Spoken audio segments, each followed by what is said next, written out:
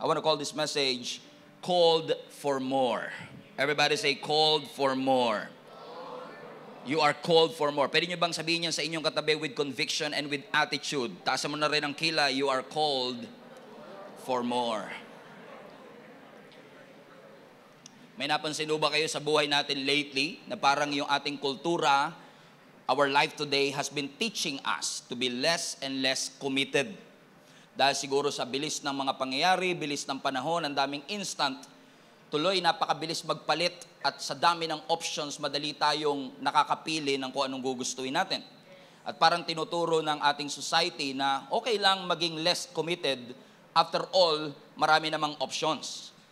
At maniniwala ho ba kayo mga kapatid kung sasabihin ko na yung katabi ninyo, kapag siya ay committed sa isang bagay, it shows. And what I've learned about commitment is that commitment doesn't have an on and off switch. Ang commitment, wala siyang on and off. Na kapag gusto mo mag-commit, o-on mo lang, at pag ayaw mo mag-commit, i-off mo lang. Katulad ng commitment ko kay Jenny. Nung nagpakasal ako sa kanya, ang aking commitment is sasamahan ko siya at ibibigay ko ang aking buhay for the rest of my life hanggang kami ay nabubuhay. Hindi po pwedeng sabihin kong dahil hindi ko feel mag-commit ngayon, naka-off muna ang aking commitment, at kapag feel ko namang mag-commit, i-on ko lang uli yung switch. Ang commitment, walang on and off switch. Anumang panahon, anumang season, anuman ang ating nararamdaman, ang bagay na iyong pinagkumitan ay kailangan mong panindigan. At ang Christmas po, mga kapatid, ay isa sa mga patunay na commitment ng Diyos na ibigay ang kanyang anak para sa bawat isa sa atin. Commitment ni Jesus na sundin ang kalooban ng Ama. Commitment ni Mary na yung sinabi ng Diyos sa kanya, be it unto me according to your word. Meaning, nag-commit si Mary na kung ano man ang kagustuhan ng Diyos, hindi man ito pasok sa aking schedule, hindi man ito pasok sa aking timeline, hindi ko man ito ginusto, wala man ito sa aming plano, pero dahil ginusto ng Panginoon, sige Lord, ano man ang gusto mo, gagawin ko.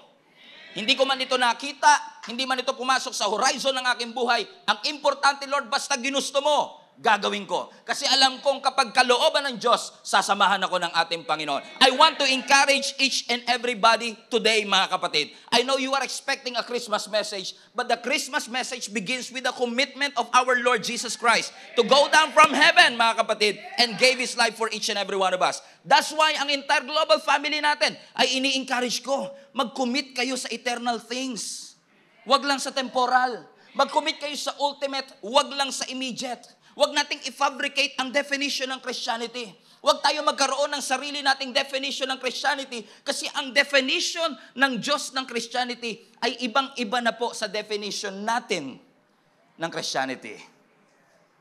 Unfortunately for us, Christianity is convenience, blessings, miracles, and favor, and God included all of that when Jesus gave His life for each one of us.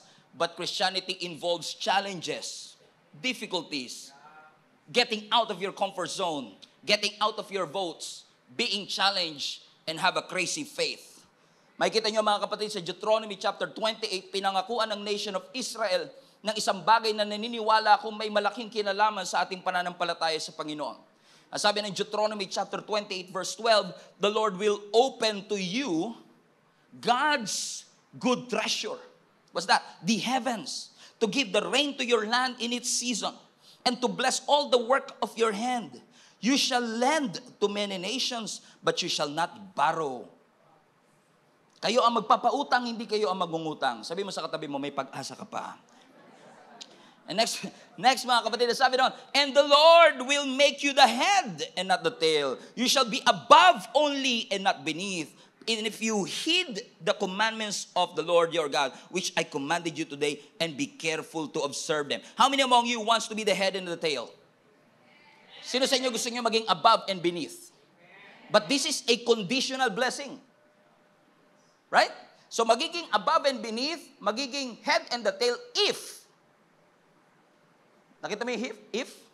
If you heed, if you follow the commandments of the Lord, your God, which I commanded you today. Meaning, your obedience will give that blessing. Your obedience will open up that blessings in your life. And unfortunately, many of us doesn't experience miracle because we fail to commit, to obey the Lord whatever it takes. Pero ang sinasabi ng Scripture, gusto niyo ba ng blessing? And I know, alam ko, ang Christianity na saturate tayo ng name it, claim it blessing, which is a false doctrine, by the way. Pero gusto ko pong sabihin sa inyo, mga kapatid, hindi porket ni-name mo, makiklaim mo kagad. Hindi porket pinangalanan mo, mapapasayo. May mga bagay sa buhay natin na kailangan ng involvement, kailangan ng commitment, kailangan ng obedience natin para maranasan po natin sa ating buhay. Everybody say, obey. And what do you mean by obedience? Obedience is getting in the direction that God wants you to. Ibig sabihin, kung saan ka pinapapunta ng Panginoon, doon ka naglalakad, obedient ka. So kung ito yung path na pinapatahak ng Panginoon, dito ka naglalakad, obedient ang tawag doon. Sumusunod ka. And once na lumihis ka ng konti, disobedient na yon. Because you are not going in the direction that God told you to. That sometimes, marami po sa atin, in fact, kasama na rin ako, may mga pagkakataon that we settle for counterfeit. Nagsisettle tayo sa peke. Nagsisettle tayo sa deception. Mas nai-inlove tayo sa mga opportunity kesa sa mga purpose na inilalagay ng Panginoon sa ating buhay. Nakakalungkot, pero minsan may mga katabi tayo na nagsisettle sa downgrade. At ang nakakalungkot, di nila alam na downgrade yun. That sometimes we settle for downgrade and we don't even know what it means. That we are called to be the salt and the light. God has a purpose for our lives. Hindi ka po inayaan ng Diyos na mabuhay dito sa mundong ito just to breathe, just to exist. No, God has a plan for you. God has a purpose for your life. Hindi aksidente na maganda ang trabaho mo. God has called you. God gave you that gift to be a blessing to other people. And let me just tell you this. I'm not expecting something from you, pero ang sinasabi ko lang, yung pagpapalang binigay sa iyo ng Diyos is intended not just for your pocket, but for others also to experience God through you, your family, your friends. Amen. You are blessed to be a blessing. You are the salt of the earth. May alat ka pa ba? You are the light of the world. Unfortunately, maraming light pundido na. God is calling each and every one of us. He is challenging each and every one of us. Obey me. Follow me. Naalala niyo si Peter? Si James, si Andrew, si John, nung tinawag sila ng ating Panginoong Jesus, simpleng instruction. Come, follow me, and I will make you fishers of men. And there's going to be a transition in your life. Following Jesus will transition and shift your life. Kailangan, may magbabago talaga eh. May magbabago sa direction mo, may magbabago sa hilig mo, may magbabago sa purpose mo sa buhay. Comprende? Si Peter, si James, and si John, si Andrew, nung tinawag sila ng Panginoon, ang sabi ng Lord sa kanila, come, follow me. So from being a fisherman, God is calling them to be a fishers of men. Big difference. Okay? So anong sabi ng scripture? Immediately they follow the Lord. Okay? Basahin natin. Ang sabi ng verse 18 ng Matthew 4, while walking in the Sea of Galilee, he saw two brothers, Simon, which is Peter, and Andrew, his brother, casting net into the sea, for they were fishermen. And he said to them, follow me, and I will make you fishers of men. Watch this, verse 20. And immediately, hindi nila sinabing, wait, Lord. Hindi sinabing, next month, Lord. Hindi nila sinabing, kapag convenient na lahat, kasi Christmas season ngayon, Lord, patapusin lang natin yung Christmas rush. Ang sabi ng scripture, immediately. Everybody say immediately. Lumulungkot na kagad kayo. Wala pa tayo sa punchline eh. Okay. Nagbi-build up pa lang tayo. Immediately, they left their nets and followed him. And going on from there, he saw two other brothers, James, sons of Zebedee, and John, his brother, in the boat of Zebedee, their father. They are mending their nets, and God called them. And verse 22, and immediately, they left the boat and the father and followed Jesus. I hope you don't miss this. They left their boat and their father and followed Jesus. God called them to be the fishers of men. Come follow me, and I will make you fishers of men. Ano response nila? Immediately. They left their nets. Immediately, they left their father, and they followed Jesus. Kasi alam ko that you are in love with the blessings that you have. I know you love that career of being a fisherman, but there's always another level for your life. You are called for more. There is a challenge to refuse to settle for mediocrity. Alam ko nagsettle ka na sa nakasanayan mong normal, araw-araw pumapasok, 8 to 5 p.m. But God called you for more. So there is a challenge for each and every one of us to refuse to settle for mediocrity. God is calling each and every one of us not to settle for less. There is a challenge for each and every one of us to experience the best and don't settle for less in our lives. Ang milagro wala sa pampang. Ang malaking huli wala sa pampang. Ang destiny mo nasa laot. Sabihin mo sa katabi mo, ang destiny mo nasa laot. Tapikin mo uli siya, ang destiny mo nasa laot. Stop fishing on shallow waters. Stop living aimlessly. You have a purpose. God has a plan for your life. He is calling. And by the way, your calling is exercised in the deep. Ang pagtawag ng Diyos sa'yo, mas makikita mo, mas may exercise mo kapag mas lalo ka nagpakalalim. Kaya mapapansin nyo, sa buong taon ng 2023, karamihan ng mga preaching ni Pastor Stephen, china-challenge tayo ng Lord. Kasi yung instruction ng Lord sa akin. I can preach a popular message that everyone will like para maging viral. Mas lalo kang sisikat. But I'm not called to preach what's popular. I'm called to preach the truth. And the truth involves you getting out of your comfort zone because God has a calling for your life. May pagtawag po ang Panginoon sa iyong buhay. At ang destiny mo nasa laot. Ang malalaking isda nasa laot and He is calling you to that. Unfortunately, marami sa atin, nakala natin yung pagsisettle natin where we are today, we call it already crazy faith. I have a crazy faith. Amen? I have a crazy... Hindi natin binibilittle yung faith na meron tayo, pero what if? Kaya mo tinatawag na crazy faith kasi yung mga nakapaligid sa iyo, safe faith. So dahil lahat sila safe, nagmukha kang crazy faith. Kasi lahat sila every Sunday, ikaw may Wednesday. Crazy faith. Amen? Is that really the definition of what crazy faith means? You know, sometimes, na-realize, I've been serving the Lord for 23 years. Sometimes, inakakala mo, di ba, yung grabe na yung pananampalataya mo, grabe na yung naibigay mo sa Panginoon. Until you met somebody na iniwan yung kanilang net because they are called for more. Yun nga lang, minsan masyado tayong attached sa ating mga nets. Masyado tayong takot. So let me just say this to you. Don't be scared. God is with you. Yun nga lang, minsan we are too attached to our net. Gusto ko itong pamagatang attached to your nets. Because many of us are so attached to our nets, attached to our network, attached to our net worth, attached to what the planet gives us, na nakalimutan natin yung purpose ng Panginoon sa atin. Come on now, wordplay. Come on now. Amen? So God is calling each and every one of us. Leave your tents. Ang tunay na disipulo niyayakap ang difficulty. Kasama po ang difficulty sa pagsunod kay Lord. Kasama po ang challenges sa pagsunod sa ating Panginoon. Tingnan mo si Peter. Nung tinawag siya ng Panginoon, come follow me and I will make you fishers of men. Ano sabi ng scripture? Iniwan niya. Kasi para po kay Peter, mas mahalaga si Lord kesa sa lambat. Mas mahalaga si Jesus kesa sa kanyang net. So huwag ka matakot, kapatid. Kasi may magbabago sa buhay mo. Hindi po aksidenteng patapos na tayo sa 2023. And in fact, I'm really being intentional of preaching you this because it's a strong possibility. I'm not judging anybody, ha? Hindi ako nagagalit sa inyo. Pero there is a strong possibility uuwi na kayo sa probinsya and the next time that we'll see each other is in January 7, first Sunday of 2024. And before we leave 2023, I want you to hear this message. China-challenge ka ng Panginoon to get out of your boat. Christmas season is not an excuse for us to gather lamang and to buy expensive clothes. It's not an excuse for us to party, though parties are good. Buying material things, not bad at all. Pero ito po ay pagkakataon to get out of our boat. Labanan natin ang takot natin. Labanan natin ang iyan natin at alalahanin natin ang purpose natin to share Jesus wherever we are. Ang Christmas, ang Pasko ay hindi po excuse for us just to have exchange gifts. Christmas is a recognition that Jesus gave His life for you. Never failed to recognize what Jesus did for us.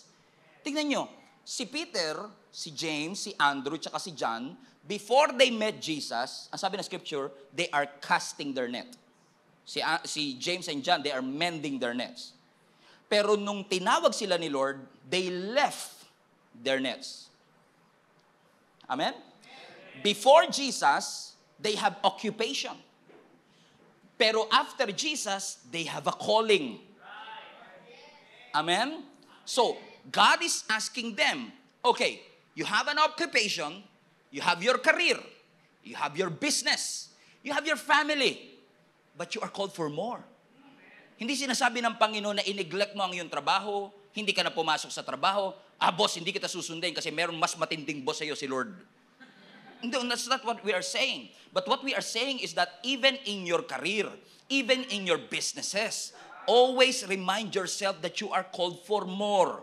Life is more than just eating, working, and drinking. You are called to make a difference, not just to make a living. You are called to make an impact, not just to make a living. You are called for more.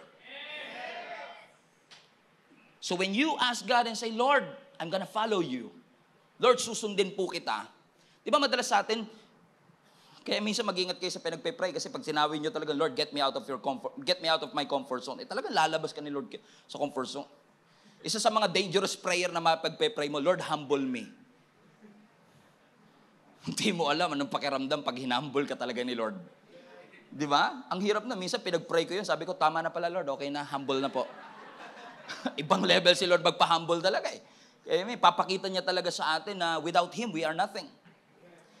Pero tignan niyo to mga kapatid, sometimes when we get out of our comfort zones, we felt frustrated with what we see instead of feeling promoted. Diba? When God lets you out of your comfort zone, madalas tayo na-frustrate, hindi natin nararamdaman yung promotion. Mas nararamdaman natin yung frustration kaysa promotion. But when God calls you to do something, tulad ko, when God called me, na iwanan yung career ko, computer-related po yung aking pinag-aralan sa college.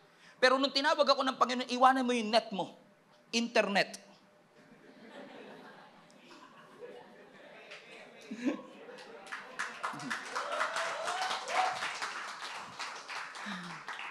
Nung pinaiwanan ng Panginoon, alam mo, akala ko, demotion.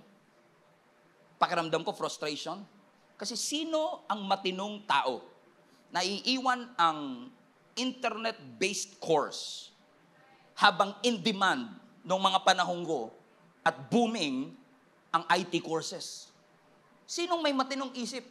Sasabihin pa nga na iba dyan, anak, pinag-graduate kita para magtrabaho, hindi para magpastor. Buti na lang, yung mga parents ko supportive eh. Kasi nung tinawag ako ng Panginoon, nung una akala ko demotion, may frustration. Pero na-realize ko, hindi siya frustration, promotion siya eh. Ask me why. Bakit? Kasi nung nagtatrabaho ko sa IT department, systems administrator for 3 years. And let me just tell you this, masarap ang buhay sa IT world, mahirap ang buhay din, malaki ang sweldo, sure. Pero alam niyo ba ako noon, nung nagtatrabaho ko, I'm just working for the paycheck, for the money. Kasi malaki ang sweldo eh. Amen? And then God called me to be a pastor. Nawala sweldo. Mukhang frustration, mukhang demotion, but actually promotion. You know why? Kasi when I was working in the company, hindi lahat ganito, I have no direction, I have no cause. C-A-U-S-E. Parang walang cause, walang layunin, walang purpose. I'm just working for the money. But when I work for the Lord, kahit walang money, may investment. Kasi every time I'm being used by the Lord to serve Him, walang compensation, pero yung compassion ng Lord through the talents and giftings na ipinapagamit mo sa Kanya is helping and blessing other people. Yung sweldo ko, makukuha ko pag naubos, wala na. Pero yung pagpapastor natin, pagsaserve natin, kapag tinuloy natin, nakikita natin, merong epekto. Ito meron siyang lasting effect. Okay. Ano yung mga kapatid, before, critical ako. Maraming tao, especially the boomers, the millennials, are critical with the Gen Zs. Di ba, tayong mga hindi ako boomer, no? Yung mga boomers out there, okay? And millennials like me. Yung mga boomers and millennials, mga kapatid, we are so critical with the Gen Z. Yung sinasabi natin, mga bata ngayon, ang iiksi ng pasensya nyo. Sasabihin nila, mga bata talaga ngayon, ibang-iba kayo sa mga katulad namin dati. Naging critical din ako. Kasi sinasabi ko sa kanila, ang mga Gen Z parang ang hihina nila. Konting pagsubok lang, nadidepress sila. Konting pagsubok lang, sumusuko. Kami noon, Grabe kami nung panahon namin. Ayan na naman, di ba? Grabe, kung panahon namin, ay talagang kahit walang pamasahe, mag-aaral. Pero sila ngayon, binigay na lahat sa kanila. Mag-aaral na lang sila, papasok na lang sila, hindi sila pumapasok. Pero kami noon, susuungin mo yung baha para makapasok ka. Kahit yung tsinelas mo, butas dito sa may okay lang, tuloy ka pa rin. Kahit na may perdible yung tsinelas mo, mag-aaral ka pa rin. Kahit walang baon, papasok ka pa rin. Aminado ako, naging critical ako sa mga Gen Z. Nasabi ko pa to the point na sinasabi ko, tingnan mo yung mga Gen Z, palipat-lipat sila ng trabaho, hindi sila makatagal kasi weak sila. Mahina sila. But you know what? Deeper and deeper, I've learned something and I've realized one thing. Hindi kasi porket palipat-lipat ng trabaho weak. Na-realize ko lang na ang mga Gen Zs nowadays, kaya palipat-lipat ng trabaho because they are finding a sense of purpose. Tamo, nag-agree yung mga Gen Z pero yung mga millennial hindi. Hindi, trying to find. Kitang-kita ko lalo yung mga boomers. Not agree, no. Weak lang talaga sila. Right? Because they find the sense of purpose. You know why? Kasi pansinin nyo, yung mga boomers and millennials, tayo before nung nagtatrabaho tayo, we are working to survive. Para may makain ka lang. Pero anong gagawin ng mga Gen Z? Yung basic needs nila, provided na. Dati pag makakapag-Starbucks ka, social ka eh. Ngayon, tignan nyo Starbucks natin, parang Jollibee. Diba? Tabi-tabi, tapat-tapat, grabe, sabi ko, ba't to Starbucks? At karamihan na nasa Starbucks, estudyante. And we are critical. Alam mo, nung panahon namin, great taste coffee lang kami, masaya na kami. Ngayon pa, ano pa kayo, pa Starbucks pa. Critical. Kasi tayo noon, para tayo naalala ko dati, para lang makapag-burger and fries ako, sumali pa akong paluwagan. Ganong kahirap ang buhay. Sino sa inyo nakaka-relate doon? Tapos kailangan pagpaluwagan, ikaw unang susweldo. Kasi yung pinakahuli, wala nang sinusweldo yun eh. Di ba? Naalala niyo yun? Para lang ang pinakaunang kain ko sa fast food sa McDonald's, sweldo ko sa paluwagan. 24 pesos lang ang B1 noon. Ang sweldo ko, 29 pesos. May 5 pesos pa ako. Pero ano na yun, 3 back and forth na yun kasi 150 lang ang pamasahe ng jeep. Di ba? Pero ngayon, tingnan mo sa mga Starbucks. Ay, talaga, estudyante, papasok sa school. Hey, girl. May Starbucks sila. Di ba? Bakit? Kasi, kung meron na silang Starbucks, if every basic needs are provided for them, bakit pa sila mag-work? Bakit pa sila magtatrabaho? Amen? So they are not just working to survive, they want purpose. And totoo, kailangan talaga anumang ginagawa mo, may purpose. Whatever you do it for the glory of God. Kasi pag di mo nilagyan ng purpose, nakaka-boring. Pag di mo nilagyan ng purpose, magre-reklamo ka sa suswelduin mo. And I can tell you, kung tumuloy ako sa aking corporate job, hindi mapapantayan ng church yung salary na maibibigay ng church sa akin. Hindi niya kayang pantayan. Pero hindi rin kayang pantayan ng corporate job yung sayang nararamdaman ko from the inside. Yung peace na nararamdaman ko. Because whatever we are doing has a purpose. We need to have that sense of purpose. Maging purposeful po tayo sa ating buhay. Because God is calling us to get out of your comfort zone. Pag tinawag ka ng Lord sa labas ng bangka, nakakatakot. Gegewang-gewang ka because your faith will waver. Malulungkot ka, iiyak ka, mapupuyat ka, pero kasama po yan. We have to embrace that challenge. Mafo-frustrate ka, pero that's a promotion from the Lord. Tingnan mo ang sabi ng Lord kay Mary. Nung nag-appear si Angel Gabriel, greetings! You are blessed and highly favored. Tama, mga kapatid? Sinabi ng Lord kay Mary, you are blessed and highly favored. Bakit daw? Kasi si Mary ay magdadalang tao sa pamamagitan ng Holy Spirit at siya ay tatawaging Emmanuel, Jesus, Yeshua, the Savior of the world. What an assignment. Kung ikaw magdadala ng Savior of the world. Tama po mga kapatid. Pero ano ang tanong ni Mary sa verse 34? Anong sabi niya? Anong response ni Mary? Nung sinabi ni Angel Gabriel na magdadalang tao siya at papangalan ng Jesus, ang tanong niya, but how can this happen for I am a virgin? So nag-reply naman yung angel, verse 35. Ang sabi ng angel, well, ganito yan. The Holy Spirit will come upon you, and the power of the Most High will overshadow you, so the baby to be born will be holy and will be called the Son of God. So nung nagtanong siya, paano mangyayari yun? I'm a virgin. Imposible namang mabuntis ako. Pero sabi niya, don't worry. Everything is taken care of. Yung Holy Spirit ay bababa and you will conceive through the Holy Spirit. By the way, isang beses lang to nangyari at hindi na mangyayaring uli. So kung may anak po kayo, lalapit sa inyo, Ma'am, buntis po ako. Sino ang anak? Holy Spirit po. Nagsisinungaling po yan. Okay? Pero sabi niya, sa pamamagitan ng Holy Spirit, anong tanong niya? How? Pero sinagot ba siya ng angel? Yes. Ang sabi niya, Angel Gabriel, huwag kang mag-alala because the Holy Spirit will take over your womb. Now, fasten your seatbelt. I want to show you something because when I read again, because mind you, I've been preaching Christmas message every year. Not just once a year kasi minsan may simbang gabi tayo, 3 beses, 4 na beses. Let's just say 3 times a year I've been preaching about Christmas message. The same passage over and over again.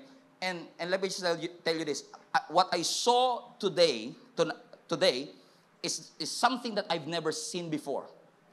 Okay? So when Mary said, how can it be? Parang nagkaroon sa akin ng light bulb moment. How can it be? That's a familiar question to me.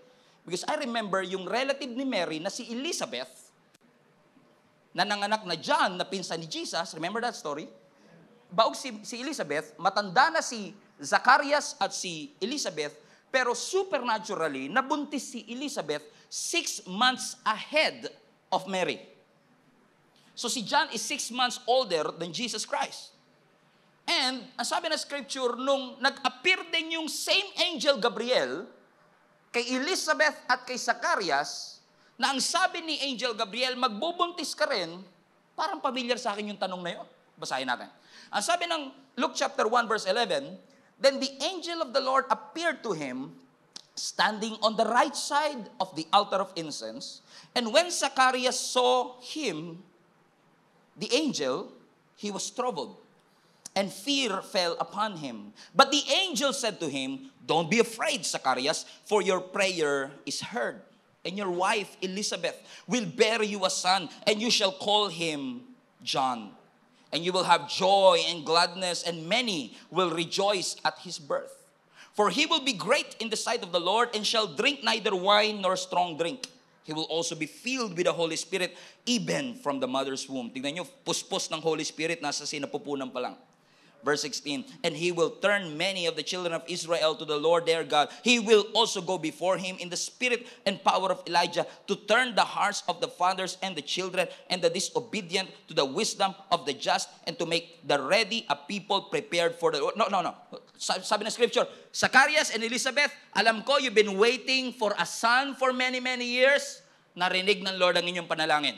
So Elizabeth, ikaw ay magdadalang tao at tatawagin mo siyang si John. Tingnan niyo sagot ni Zacharias. Verse 18. And Zacharias said to the angel, how shall I know this? Both of them, they asked the question, how? Yung isa, ang sabi niya, how could this be? Virgin ako. Yung isa naman, ang sabi ni Zacharias, how could it be? Matanda na ako. Dinamay pa niya yung asawa niya. At the same time, yung asawa ko matanda na rin. How can this be? Both of them, they ask the same question, how? Pero tignan nyo, nung sinabi ni Mary, how could this be? I'm a virgin. Ang sabi ni Angel Gabriel sa kanya, don't worry, the Holy Spirit will be with you. Okay? Same question, how? Same angel, Gabriel, pero different response. Watch this. Ang sabi ni Mary, how could this be? I'm a virgin. Ang sabi ng Holy Spirit, don't worry, the Holy Spirit will be upon you. So Zacharias, nung sinabi ng Lord, si Elizabeth ay magbubuntis, ang sabi ni Zacharias, paano mangyayari yun? Matanda na kami. Tignan niyo ang response ng angel. Matatawa kayo dito. Verse 19. And the angel answered and said to him, I am Gabriel, who stands in the presence of God, and was sent to speak to you and bring you this glad tidings or good news. Verse 20, but behold, you will be mute and not be able to speak until the day these things takes place, because you did not believe my words, which will be fulfilled in their own time. Interesting, isn't it? Same angel, same response, yung isa nilambing, don't worry, the Holy Spirit will be with you. Nung si Zechariah na yung nagtanong, Lord, how? Dahil hindi ka naniwala, magiging pipi ka. What? Interesting, isn't it? Amen? The same angel, the same house, H-O-W-S, the same house. Pareho, paano Lord? Pero iba yung response kay Mary, iba yung response kay Elizabeth. And I've never seen that before. Lord, they have the same how, pero ang sabi sa akin ng Lord, yes, they have the same how, but they have different why. Si Mary, ang purpose ng kanyang pagbubuntis is to bring Jesus, the Savior of the world. Si Elizabeth, ang kanyang purpose ay ipanganak si John that will prepare the way for the Savior of the world. Kaya si John ay ipinanganak 6 months ahead of Jesus kasi yung purpose ni John, hindi maging Savior, to prepare the way for Jesus. And look at the wisdom of your God. Ang sabi ng scripture, di ba, ginawa siya ng Lord na pipi hanggang makapanganak si Elizabeth. And if you know your Christmas story, alam niyo yung senaryo na nung tinanggap ni Mary yung assignment, pumunta siya sa bahay ni Elizabeth na kanyang relative. At maaari nagtatanong niya, totoo kaya yung sinabi ng angel? At meron ngayong patotoo si Elizabeth. Na totoo kasi kapag 6 months ka ng pregnant, kita na yun. May ebidensya na siya. Na para bagang sinasabi siguro ni Elizabeth, we don't know what happened to that conversation, pero siguro sinasabi ni Elizabeth, what the angel said to you is true, because the same angel appeared to me, and here is the result. And si Zechariah hindi ngayon makapagsalita kasi pipi na siya. And imagine niyo kung nakakapagsalita, ano kaya pwede niya sabihin? Kung si Mary nagtanong, di ko lang alam, basta sa amin, iba yung miracle namin, iba rin yung sa'yo na yan. Kasi sa amin, ganun, how could it be? Tama mga kapatid. Alam niyo minsan, may mga tao sa buhay natin na talagang kailangan manahimik for you to realize, amen, that what you are seeing is actually the hand of God working in your life. Tignan niyo mga kapatid, si Zacarias was punished, pero si Mary parang nilambing pa. Na parang sinasabi ng Panginoon, itong si Mary, teenager pa, maiintindihan ko pa kung magtatanong siya ng why. O kaya ng how. Ikaw ang tanda mo na, ngayon ka pa ba magdududa? Ngayon ka pa ba hindi magtitiwala sa Panginoon after everything that God has done in your life? You're too old not to trust the Lord. You're too mature para hindi magtiwala sa Panginoon. After everything that you went through, ngayon ka pa ba susuko? Ngayon ka pa ba matatakot? After all the storms that you have witnessed? After all the miracles that God did sa iyong mga mata? After all the challenges na naranasan mo sa iyong buhay? After all the doors that God opened in your life, ngayon ka pa ba? Tahimik! Amen, mga kapatid. Because God wants you to realize something. Teenager ka man, o matanda ka na, God is able. God is able. God is able to do immeasurably above and beyond what you could think. Pero pareho din silang natakot eh. Kasi pareho silang sinabihang, don't be afraid. Ba't naman sila sasabihang, don't be afraid, kung di ka naman natatakot? Don't be afraid. Hindi po ako takot, Lord. What?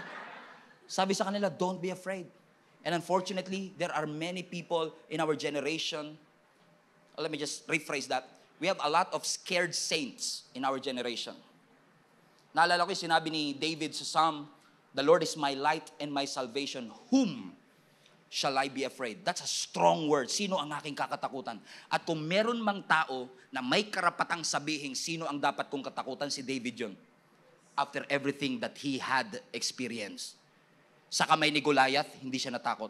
Sa kamay ni Saul na hinanting siya at gusto siyang patayin, hindi siya natakot. Sa kamay ni Absalom na kanyang anak, hindi siya natakot. Sa kamay ng mga soldiers na hinahunting siya dahil sa nangyari sa Siklag, hindi siya natakot. Bakit mga kapatid?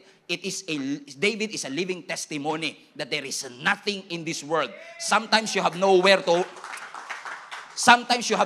hide, nowhere to run, but there's always the Lord, who is your refuge and your strength, the very present help in times of your trouble.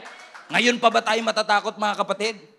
I've seen so many mountains that God has moved. I've seen so many prayers that God answered. I had a glimpse of the miracles that God did in my life. He has made so many things in my life. Hindi ako matatakot. I will continue to believe that nothing shall be impossible with our God. Si Elizabeth matanda na. Si Mary bata pa. Ang future ni Elizabeth patapos na. Ang future ni Mary nagsisimula pa lang. Pero magkaiba sila.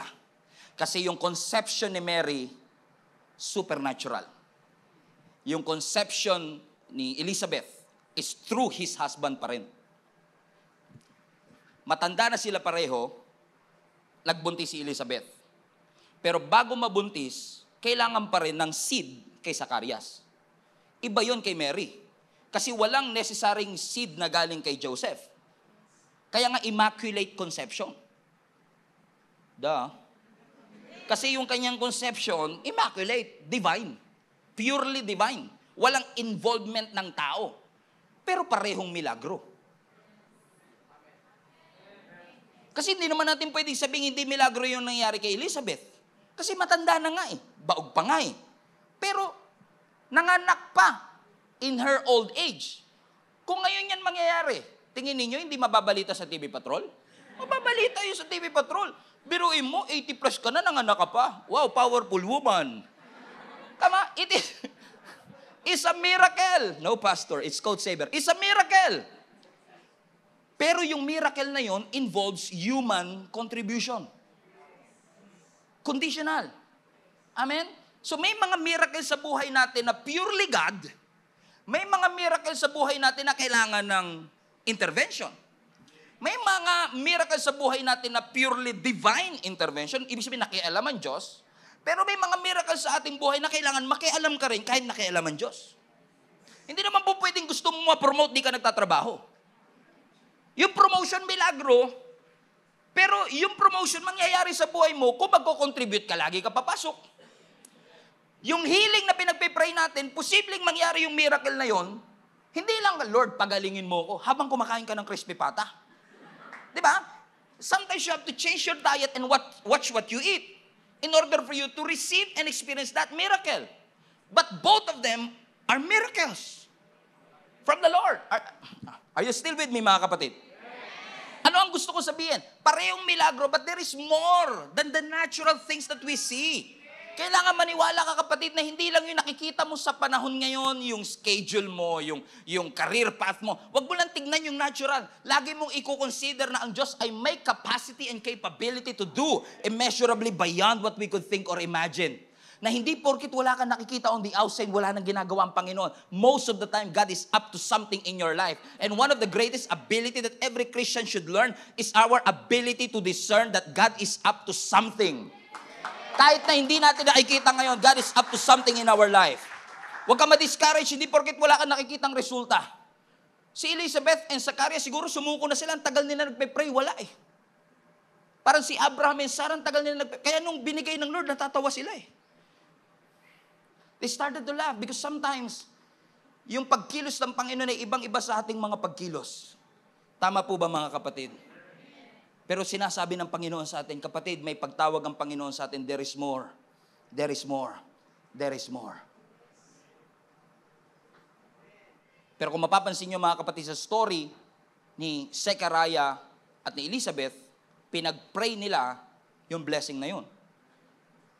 Pero kay Mary, hindi niya pinag-pray yung ibinigay sa kanya ng Diyos. Pinag-pray ba ni Elizabeth and Zacarias? Yes. Look at this verse, in verse 13. But the angel said to him, don't be afraid, Zacarias, for your prayer is heard. So ibig sabihin, si Zacarias at si Elizabeth, matagal silang nagpe-pray, binigay naman ng Lord yung sagot sa kanilang panalangin. Miracle? Yes. Blessing? Yes. Pero there's another form of blessing. Hindi yung mga blessing sa buhay natin, hindi lang yung mga bagay na pinag-pray mo. Pati yung mga bagay na hindi mo pinag-pray. Kaya ring ibigay ng Panginoon. Both are miracles, pero magkaibang pamamaraan ng ating Panginoon. Sino sa inyo, ang mga kapatid, ang makakapagpatunay na may mga blessing sa buhay ninyo na hindi bunga ng inyong panalangin?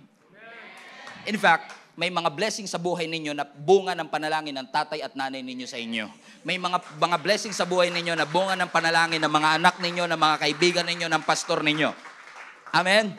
In fact, mga kapatid, I'll be very bold to say this. May mga blessing sa buhay mo na bunga ng panalangin ko sa inyo. Pero may mga blessing din sa buhay ko na hindi dahil nag-pray ako, kundi dahil sa mga pagpe-pray nyo sa buhay namin ni Jenny.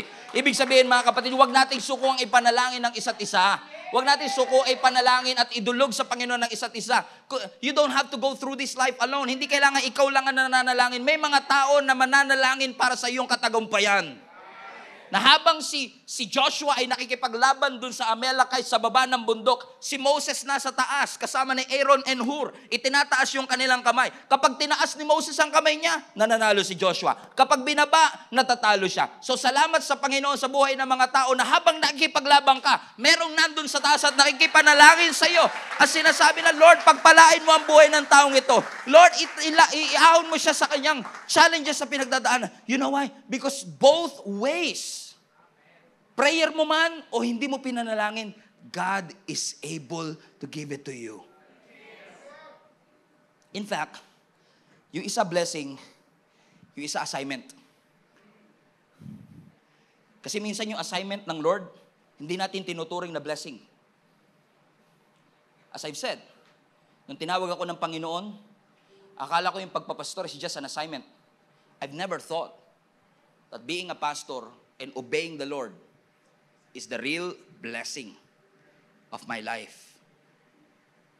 I kept on wondering, how many of us are not experiencing the blessing of God? Kasi nagsettle ka na, assignment lang yan. Pahirap yan. Busy ako eh. Tsaka na ako magsiserve, pastor. Masyado akong busy ngayon. Kasi akala natin yung pagsiserve, yung pagfo-focus sa eternal things, yung more ng Lord from us, dagdag lang yan sa schedule ko. Yeah, I'm called for more. But my calendar, punong-puno na. I don't have space for more. Baka mapagod lang ako ng sobra. When in fact, yung more na yon, yung assignment na yon, pag yun ang sinunod natin, actually, that will fix the uneasiness in your heart. That will fix the burden that you've been struggling for many years. That could fix. It's not an additional agenda on your schedule. That's the main idea, the main agenda of our life.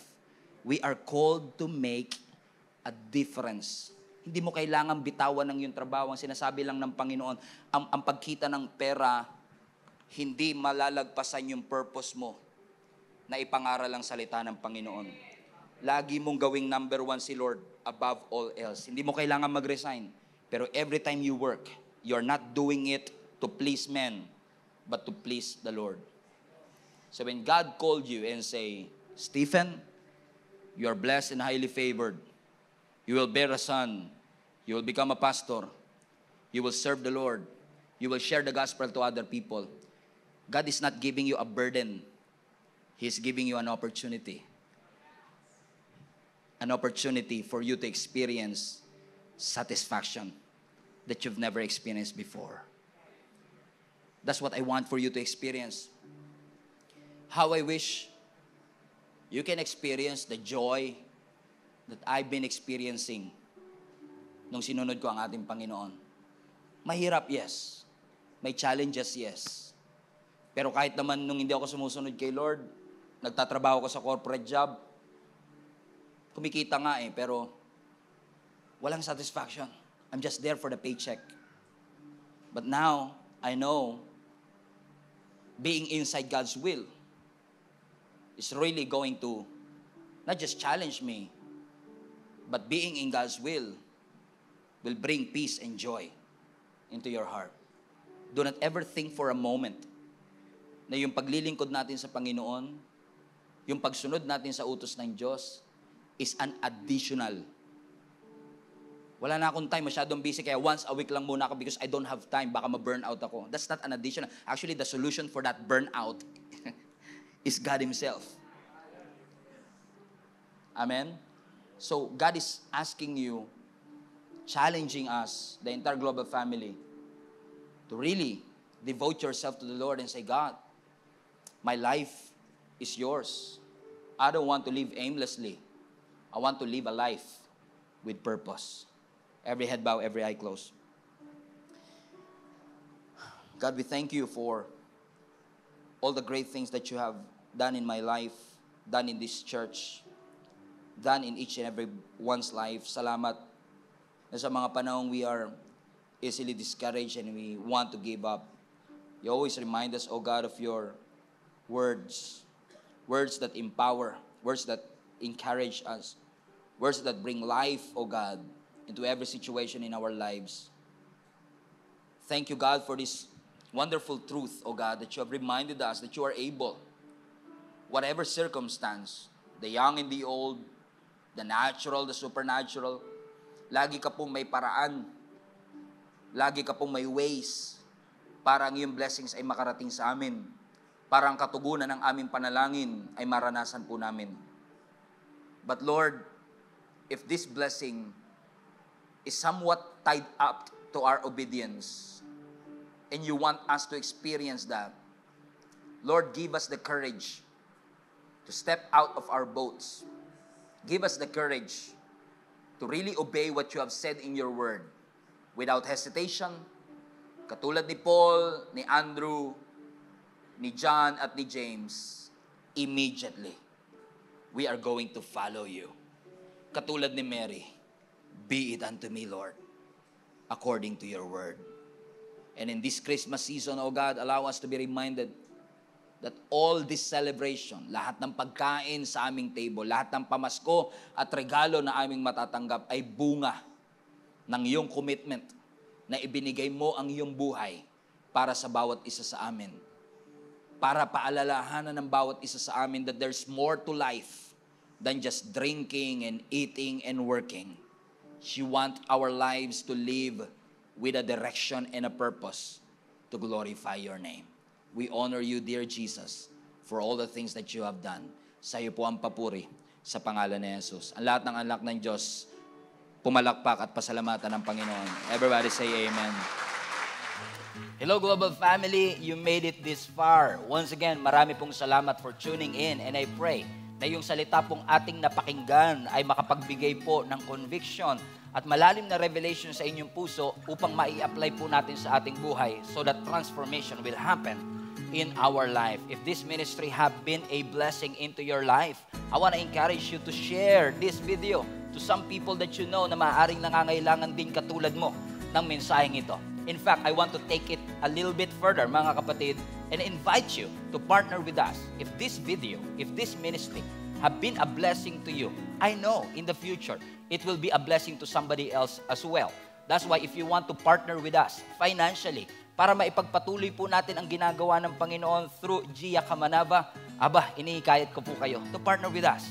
Pumunta lang po kayo sa aming website, giasmnb.com/give. At lahat po ng mga ways that you can support, ways that you could give, para po sa ministering ito, ay makikita po ninyo doon. You can give through GCash, debit card, credit card, bank remittances, at maging mga bank transfer. So, ano pang inaantay ninyo? Support the ministry, mga kapatid, para mas marami pa tayong maabot at mapuno po talaga natin ang langit. In fact, I want to take this opportunity as well.